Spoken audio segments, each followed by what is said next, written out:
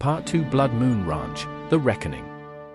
The acrid scent of gunpowder hung heavy in the air, mingling with the coppery tang of blood. The McCreadys had repelled the initial assault, but the outlaws, their greed fueled by desperation, were regrouping. The ranch, once a haven of tranquility, now echoed with the chilling symphony of violence. Jeb McCready, his face etched with the lines of a life lived hard, surveyed the scene with grim determination. His sons, hardened by years of toil and the unforgiving land, stood beside him, their rifles held steady. His daughter, Sarah, a fierce and capable woman, tended to the wounded, her hands moving with practiced efficiency. The second wave of the attack came with brutal ferocity. The outlaws, their numbers bolstered by reinforcements, charged the ranch, their bloodlust stoked by the promise of riches. The McCreadys met them head-on, their gunfire echoing across the vast expanse of the plains. Amidst the chaos, a lone figure emerged from the outlaw ranks, their leader, a ruthless man known only as the Jackal. His reputation for cruelty preceded him, and his eyes gleamed with a predatory intensity as he locked gazes with Jeb. "McCready," the Jackal snarled, his voice raspy and menacing, "your time has come. Surrender the gold, or watch your family die." Jeb spat on the ground, his defiance unwavering. "This land is ours. You'll take nothing from us but lead." The Jackal's laughter was a chilling sound. "So be it." With a roar, the outlaws surged forward, their guns blazing.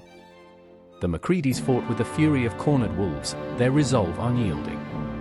The battle raged, a maelstrom of gunfire, screams, and the clash of steel. As the sun dipped below the horizon, casting the battlefield in a bloody hue, the tide began to turn. The outlaws, their ranks thinned and their morale broken, faltered. Seizing the opportunity, Jeb and his sons led a counterattack, their guns spitting fire. The Jackal, sensing defeat, made a desperate move. He lunged at Sarah, his knife flashing in the fading light. Jeb, his heart pounding in his chest, raced towards them, his rifle raised. A single shot rang out, piercing the twilight silence. The Jackal stumbled, a look of disbelief etched on his face. He clutched his chest, blood staining his fingers. Sarah stood frozen, her eyes wide with shock. Jeb reached her, his relief palpable. He looked down at the Jackal, who lay gasping for breath, his lifeblood seeping into the parched earth. "It's over," Jeb said, his voice heavy with exhaustion. The Jackal's eyes flickered, a flicker of hatred lingering in their depths. With a final gurgle, he breathed his last. The remaining outlaws, their leader fallen, scattered into the night, leaving behind a trail of carnage. The McCreadys stood amidst the wreckage, their faces streaked with sweat and blood. They had paid a heavy price for their victory, but their spirit remained unbroken. As the smoke cleared and the silence returned, Jeb surveyed his family. They were battered and bruised, but their bond was stronger than ever.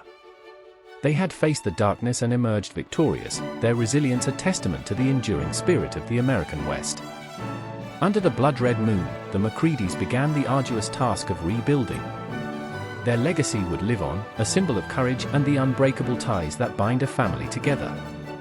The Blood Moon Ranch would stand as a beacon of hope, a reminder that even in the face of overwhelming odds, the human spirit can prevail. Blood Moon Ranch, the ashes of vengeance. The ranch bore the scars of battle. Charred timbers, shattered windows, and the lingering stench of death served as grim reminders of the recent conflict. Yet, amidst the wreckage, a sense of defiance hung in the air. The McCreadys were rebuilding, their resolve hardened by the crucible of violence. Weeks turned into months. The ranch slowly began to resemble its former self, a testament to the family's resilience and tireless efforts. But beneath the veneer of normalcy, a simmering tension remained. The Jackal's gang had been scattered, but whispers of their regrouping reached Jeb's ears. He knew their thirst for vengeance wouldn't be quenched easily. One crisp autumn morning, a lone rider appeared on the horizon. Jeb watched him approach, his hand resting on the worn grip of his Colt. The rider, a grizzled man with a haunted look in his eyes, dismounted and introduced himself as Elias, a former member of the Jackal's gang. "I've come to warn you, McCready," Elias said, his voice raspy. "The Jackal's brother, Silas, has taken control. He's gathering the remnants of the gang, and they're coming for you. They aim to burn this place to the ground and leave no one alive." Jeb's jaw tightened. "We'll be ready for them."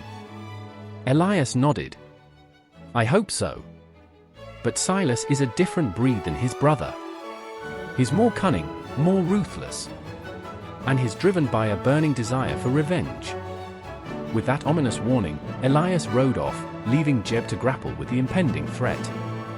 He gathered his family, their faces reflecting a mixture of determination and apprehension. "They're coming back," Jeb announced, his voice grave. "We need to prepare." The McCreadys sprang into action, fortifying the ranch, stockpiling supplies, and honing their skills. They knew this time, the stakes were even higher. It wasn't just about protecting their land, it was about survival. As the days grew shorter and the nights colder, a sense of foreboding settled over the ranch. The wind seemed to carry whispers of impending doom, and the once vibrant landscape took on a somber hue. Then, one moonless night, the silence was shattered by the thunder of hooves. The outlaws had returned, their numbers greater than before, their eyes gleaming with a feral hunger. Silas, a hulking figure with a cold, calculating gaze, led the charge. If you are enjoying adventures in the Old West, hit the subscribe button for future posts.